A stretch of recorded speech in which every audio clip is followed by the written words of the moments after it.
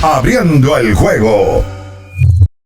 Bueno, aquí estamos en Ultra 93.7 con nosotros el señor Víctor Báez. Buenos días, Víctor. Buen día, Orlando. Saludos a la audiencia que día a día nos acompaña aquí abriendo el juego, arrancando su día con nosotros. De verdad que nosotros apreciamos muchísimo eso. Gracias a Dios que nos da la oportunidad de estar frente a este micrófono y compartir un poquito más de 2 horas con todos ustedes. Sobre todo porque arrancamos dándole un toque dulce a las mañanas con las irresistibles French Toast Sticks de Wendy's. Unas deliciosas tostadas francesas que son crujientes por fuera, suaves por dentro, servidas con un rico sirope como le gusta a Alex Luna. Disponible de lunes a viernes de 7 a 10 y media de la mañana y de sábados y domingos de 7 a 11 de la mañana. El desayuno perfecto para tener un buen día solo en Wendy's. Ayer un día agridulce porque tuvimos unos partidos espectaculares en esa doble cartelera, pero 2 noticias enlutaron el mundo del deporte. Más temprano, poco después de que terminara el programa, nos enteramos del fallecimiento de Dikembe Mutombo, inmortal del baloncesto, luego de 18 temporadas en la NBA, 8 veces todas estrellas, 4 veces jugador defensivo del año, 58 años solamente. Eso sí impactó muchísimo. Cáncer cerebral.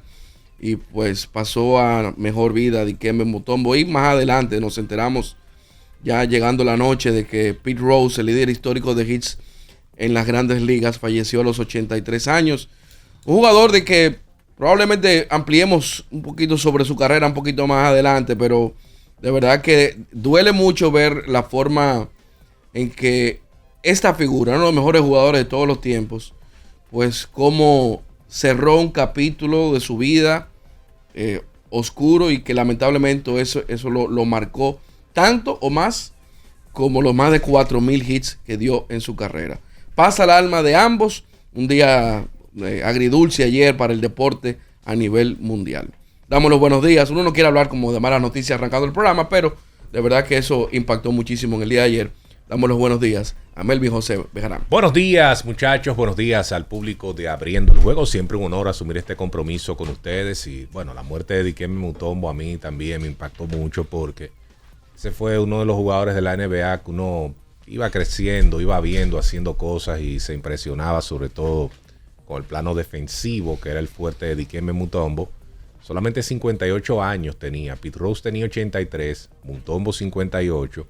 Creo que un cáncer cerebral, sí. Una situación Mutombo complicada que le mantuvo en cama y en situación difícil por poco más de un año. Y entonces pierde la vida este gigante de 7-2, que además de ser un tipo de impacto en la NBA, 8 juegos de estrellas, un jugador que defensivamente yo creo que marcó una época, 4 veces fue jugador defensivo del año en la NBA y con eso lo digo todo, pues fuera de las canchas también fue un gran ser humano, porque él era africano, recuerden, él nació en la República del Congo. Ustedes saben que los países de África, la mayoría están bien complicados, han estado bien complicados siempre. Y él nunca dejaba de lado su país ni su continente y participaba en diferentes actividades, ya sea bajo fundaciones propias o con la NBA, precisamente ayudando a los necesitados, ayudando a la niñez, entregando recursos, siendo alguien que lleve esperanza a su continente y a su país. Eso hizo Dikembe Mutombo y es una ausencia que se va a sentir porque la verdad es que el tipo se convirtió en un embajador del deporte, un embajador de la NBA, un embajador de su país por la manera como él ayudaba a la gente, y el dolor en la NBA es muy grande. Yo he visto muchos comentarios de jugadores y exjugadores lamentando la pérdida de Mutombo, porque si fue grande en cancha defensivamente, busquen la historia porque fuera de ella fue mucho mejor. Bienvenido, Alex. Gracias, Melvin. Saludos para ti, saludos para Víctor, Orlando, también para JC, Batista, a los amigos oyentes y los que nos siguen a través de YouTube. Es un placer estar con ustedes una vez más. Y como ustedes destacan, ayer fue un día negro para el deporte porque quizás mucha gente no mide en su justa dimensión el impacto de la figura de Dikembe Mutombo en la historia de la NBA. Él era embajador global de la NBA. Él era políglota. Eso también facilitaba el hecho de que la NBA lo eligiera a él para algunas actividades a nivel del mundo. 9 idiomas hablaba. Correcto, en diferentes continentes. Pero no solamente era porque él se podía comunicar en varios idiomas. Era el trato humano que tenía Dikembe Mutombo. Él fue, vamos a decir, el propulsor de uno de los hospitales más grandes en su país natal, porque él era su capacidad altruista lo llevaba a él a tratar o a colaborar con la salud de niños que tenían enfermedades terminales, otros niños que tenían escasos recursos para cuidar algunos problemas de salud. Y la verdad es que dejó un gran legado entre sus homólogos, el señor Dikembe Mutombo, de quien cuando se habla algún jugador de baloncesto ya de varias décadas, siempre hablan con bonitos recuerdos de la figura de Dikembe Mutombo. Y con respecto al fallecimiento de Pete Rose, yo conversaba con Orlando fuera de micrófonos antes de comenzar el programa.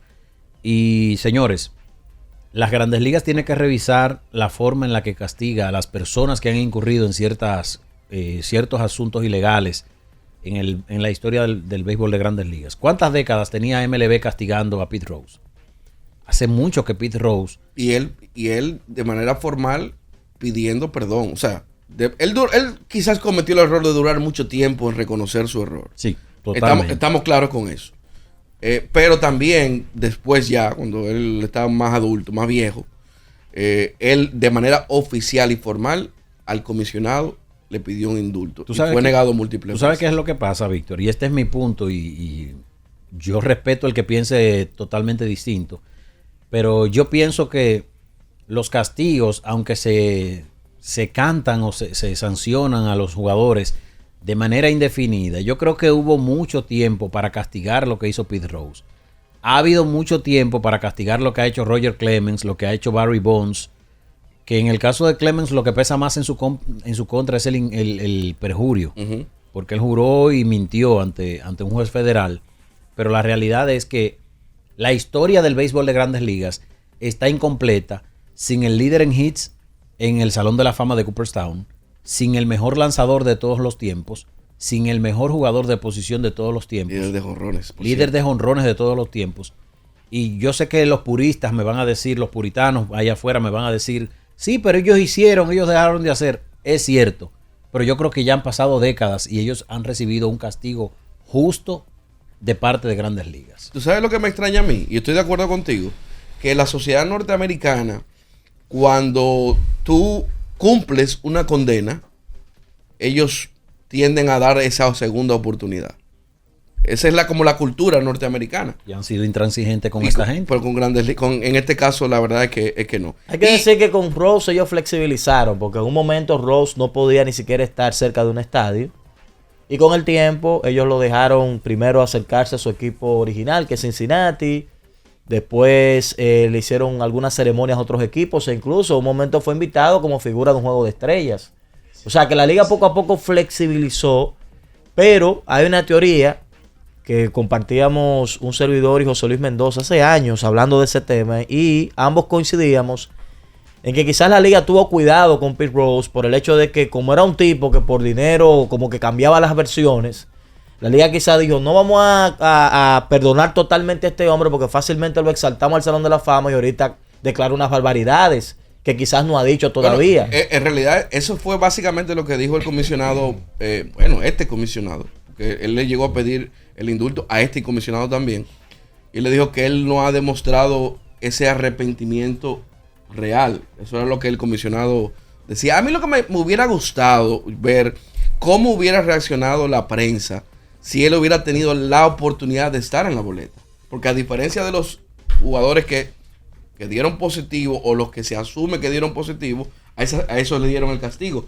Pero me hubiera gustado ver el trato que hubiera recibido Rose si él hubiera estado en algún momento en la boleta de Cooperstown. Miren, a mí me encantaría que suceda lo que ustedes han dicho, que haya sucedido lo que ustedes han dicho, pero con Grandes Ligas hay algo, y es que Grandes Ligas con integridad no juega. Y lamentablemente lo que hizo Pete Rose atentó seriamente contra la integridad del juego.